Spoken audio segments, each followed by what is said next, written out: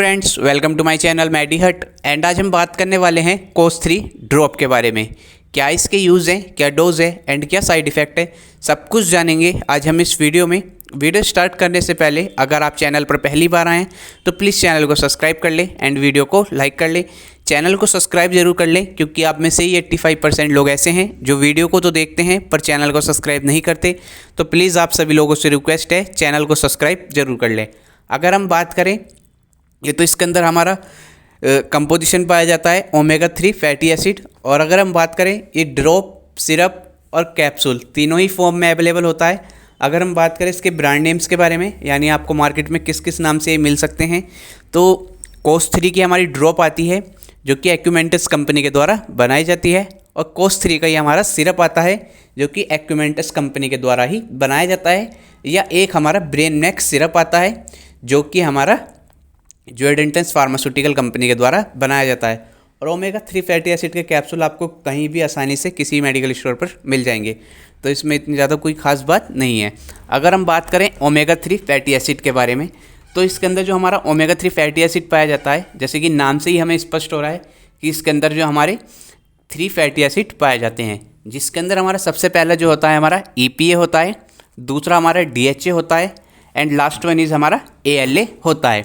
अगर हम बात करें EPA के बारे में, यानी EPA क्या करता है इसके अंदर, जैसे कि ओमेगा 3 फैटी एसिड है तो EPA का वर्क क्या होता है मेनली, ये क्या करता है, अगर कोई पेशेंट है, अगर वो ब्रेन से रिलेटेड उसे कोई दिक्कत है या ब्रेन का अच्छे से डेवलपमेंट नहीं हो पा रहा है, तो उन समस्याओं में हम इसका यूज़ कर सकते हैं।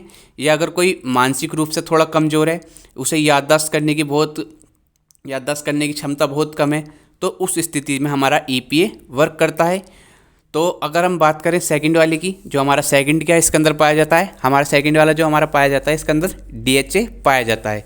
ये क्या करता है, ये ग्रोथ पावर को बढ़ाता है। ग्रोथ पावर यानी अगर कोई बच्चा है उसकी ग्रोथ नहीं हो रही है, हाइट रुक गई है या मोटा नहीं हो पा रहा बच्चा, तो उस स्थिति में ये हेल्प करता है। या अगर कोई बच्चा ध्यान नहीं लगा पा रहा है, जैसे कि बच्चे पढ़ाई में ध्यान नहीं लगा पाते हैं, या अगर कोई बड़ा है कोई सामान रख कर भूल गया या किसी चीज़ को कंसंट्रेट नहीं कर पा रहा, तो उन स्थिति में जो है हमारा DHA वर्क करता है। और ये आँख की रोशनी में भी काफ़ी हेल्पफुल माना गया है। यानी अगर कोई पेशेंट ओमेगा 3 फैटी एसिड को बेसिकली लेता है, कम से कम भी 5-6 महीने तक लेता है, तो उसको आँख से रिलेटेड भी दिक्कत बहुत कम ही देखने को मिलेगी। अगर हम बात करें ALA के बारे में, जो इसके अंदर हमारा लास्ट कंपोजिशन पाया जाता है, ये हमारी बॉडी के अंदर वीकनेस को दूर करता है। जैसे होता क्या है, अगर शरीर के अंदर बहुत ज़्यादा हमने थोड़ा बहुत काम करने के बाद जो हमें थकावट महसूस होने लगती है या कुछ भी काम चीज़ करने के लिए मन नहीं करता, तो ALA उस चीज़ को पूरा करता है।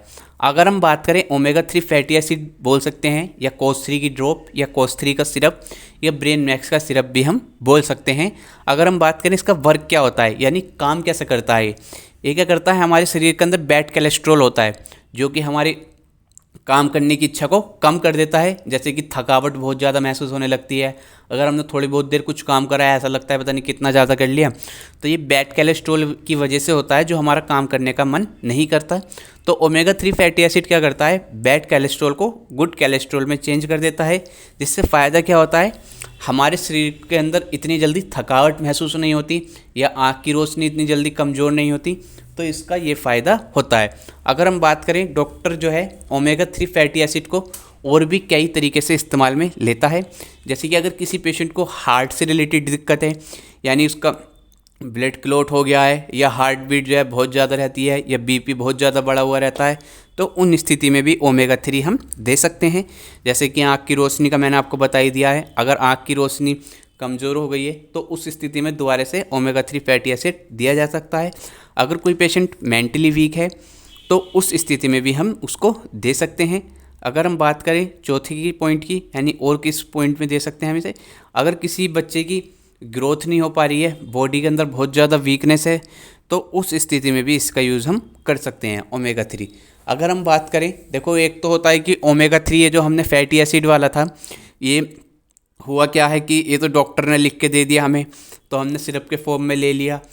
अगर नहीं देंगे तो फिर हम जनरली नेचर से कैसे लेंगे, क्योंकि सिरप है, टैबलेट है या कैप्सूल है, तो ये तो जब तक लेंगे जब तक तो हमारा असर रहेगा। और क्योंकि ओमेगा 3 फैटी एसिड है, ये महंगे ही बहुत आते हैं, तो अगर हम बात करें ओमेगा 3 फैटी एसिड के बारे में, यानी इसे हम जनरल डाइट के अंदर हम कैसे ले सकते हैं। देखो दोनों तरह के लोग होते हैं, दो तरह के लोग होते हैं, जैसे कि एक हमारा वेजिटेरियन होता है एंड दूसरा हमारा नॉन वेजिटेरियन होता है। पहले हम बात कर लेते हैं, अगर कोई वेजिटेरियन पर्सन है तो उसे क्या क्या लेना चाहिए। मतलब वेजिटेरियन के अंदर, क्योंकि वो लोग जो हैं जो वेजिटेरियन होते हैं वो मांस मछली वगैरह ये सब चीज़ तो खाते नहीं है, तो वेजिटेरियन वाले लोगों को हमें क्या करना चाहिए। एक अलसी आती है जिसे हम फ्लैक्स सीड भी कहते हैं, आपको उसका ज़्यादा सेवन करना चाहिए क्योंकि उसके अंदर ओमेगा 3 फैटी एसिड भरपूर मात्रा में होता है। एक हमारा अखरोट होता है, इसके अंदर भी ओमेगा 3 की जो मात्रा है वो भी बहुत ज़्यादा होती है। या हमारा पीनट बटर होता है, इसके अंदर भी काफ़ी अच्छी मात्रा में ओमेगा 3 हमें मिल जाता है। अगर हम बात करें नॉन वेजिटेरियन वालों पर्सन के लिए, तो नॉन वेजिटेरियन वाले तो वेजिटेरियन वाले भी ले सकते हैं और जो है बाहर से और कुछ सोर्स भी ले सकते हैं।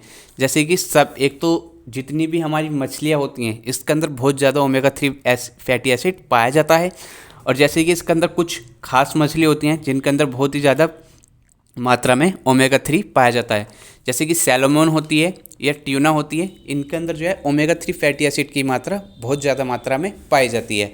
अगर हम बात करें, देखो मैंने आपको कुछ ब्रांड नेम बताए थे, जैसे कोस 3 की ड्रॉप बताई थी और उसका सिरप भी बताया था, या ब्रेन मैक्स का सिरप बताया था, तो ये काफ़ी सारे ब्रांड नेम से भी आती है, तो मैंने आपको चीज़ बताई दी है। अगर हम बात करें इसकी MRP के बारे में कि आपको मार्केट में कितने रुपये का मिल जाएगा, अगर हम बात करते हैं ड्रॉप के बारे में तो आपको 350 रुपये के आसपास की इसकी ड्रॉप आती है जो कि 30 ml की होती है, और ये रेट जो है थोड़ा समय के साथ ऊपर नीचे हो सकते हैं, वो कंपनी टू कंपनी डिपेंड करती है। अगर हम बात करें सिरप के बारे में, यानी ये सिरप जो है इसका ये कितने रुपए तक का आपको मार्केट में मिल जाएगा, तो ये थोड़ा सिरप महंगा आता है, इसका 1200 रुपये के आसपास का आता है।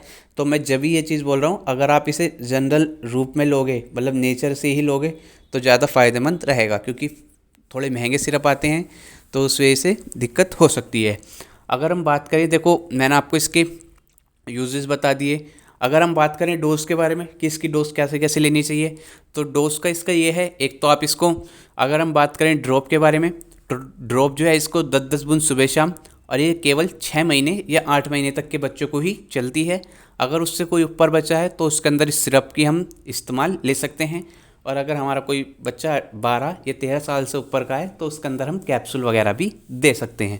तो वो डॉक्टर जैसा आपको सजेस्ट करता है आप उसी हिसाब से लें, अपनी मर्ज़ी से कोई भी दवाई ना लें। अगर हम बात करें बहुत से लोगों की कि मैं ओमेगा 3 यानी कोस 3 के ऊपर, सिरप के ऊपर और ड्रॉप के ऊपर पहले से ही वीडियो बना चुका हूँ, तो उसके अंदर काफ़ी सारे लोगों की कमेंट आई थी कि भैया ये जो हमारा कोस 3 का सिरप होता है या ओमेगा ड्रॉप होती है या ब्रेन मैक्स का सिरप होता है, ये वेजिटेरियन होते हैं या नॉन वेजिटेरियन होता है।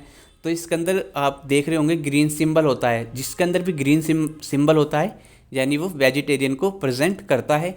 अगर उस पर लाल सिंबल होता है तो वो हमारा नॉन वेजिटेरियन को प्रेजेंट करता है। अगर हम बात करें इसकी साइड इफ़ेक्ट के बारे में कि अगर इसको कोई व्यक्ति ले रहा है तो उसके अंदर क्या क्या साइड इफ़ेक्ट देखे जा सकते हैं।